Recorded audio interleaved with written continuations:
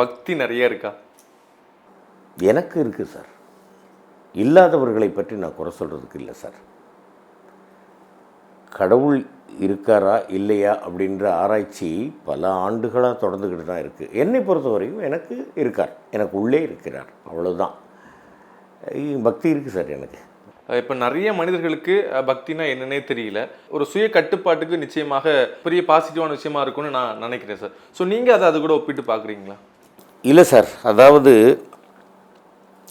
நீங்கள் என்ன சுய கட்டுப்பாடு உங்களுடைய நடவடிக்கைகளில் இருந்தாலும் உங்கள் மனதை கட்டுப்படுத்துவதுன்றது ரொம்ப கஷ்டம். நான் என்ன சொல்கிறேன்னாக்க, மனசையும் கட்டுப்படுத்த முடிந்து விட்டால் நீ நிச்சயமாக ஒரு மனிதனாக மாறிவிடுவாய். அதுதான் பழைய பாட்டு, பாதி மனதில் தெய்வம் இருந்து பார்த்து கொண்டதடா, மீதி மனதில் மிருகம் இருந்து ஆட்டி வைத்ததடான்றது.